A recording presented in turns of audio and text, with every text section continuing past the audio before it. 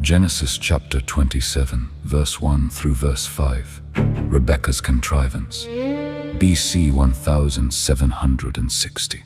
And it came to pass that when Isaac was old and his eyes were dim, so that he could not see, he called Esau his eldest son, and said unto him, My son. And he said unto him, Behold, here am I. And he said, Behold, now I am old, I know not the day of my death. Now therefore take, I pray thee, thy weapons, thy quiver and thy bow, and go out to the field, and take me some venison, and make me savory meat, such as I love, and bring it to me, that I may eat, that my soul may bless thee before I die. And Rebekah heard when Isaac spake to Esau his son. And Esau went to the field to hunt for venison, and to bring it. Here is Isaac's design to make his will, and to declare Esau his heir, the promise of the Messiah. And the land of Canaan was a great trust, first committed to Abraham, inclusive and typical of spiritual and eternal blessings. This by divine direction he transmitted to Isaac. Isaac being now old, and not knowing or not understanding or not duly considering the divine oracle concerning his two sons, that the elder should serve the younger, resolves to entail all the honor and power that were wrapped up in the promise upon Esau his eldest son.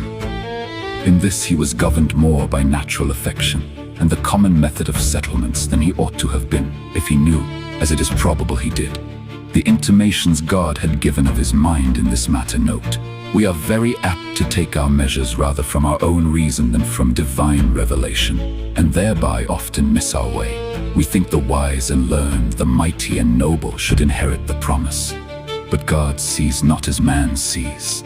See 1 Samuel chapter 16, verse 6 and verse 7. The directions he gave to Esau. Pursuant to this design, he calls him to him. Verse 1. For Esau, though married, had not yet removed, and though he had greatly grieved his parents by his marriage, yet they had not expelled him, but it seems were pretty well reconciled to him, and made the best of it. Note, parents that are justly offended at their children, yet must not be implacable towards them. 1. He tells him upon what considerations he resolved to do this now. Verse 2. I am old, and therefore must die shortly.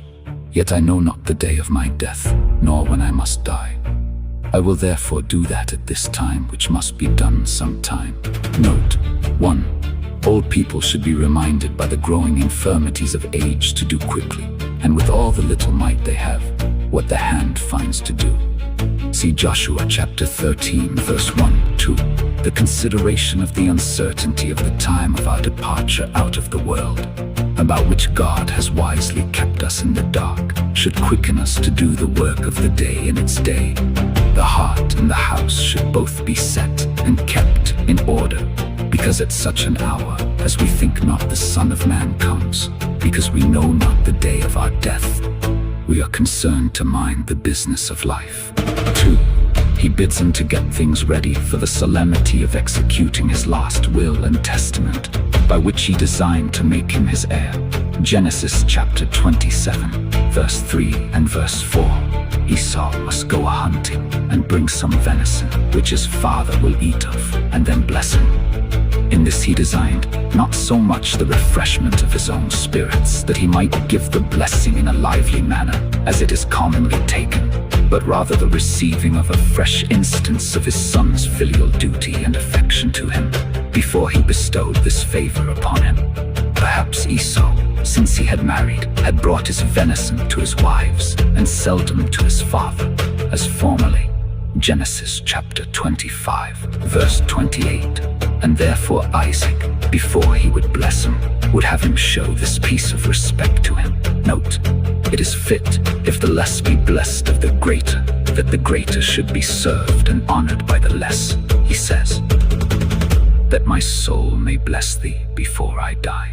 Note, 1. Prayer is the work of the soul, and not of the lips only, as the soul must be employed in blessing God.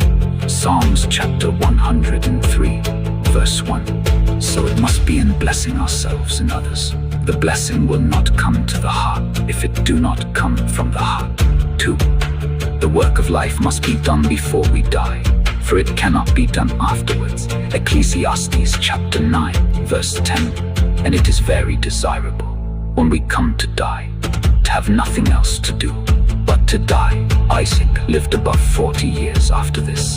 Let none therefore think that they shall die the sooner for making their wills and getting ready for death.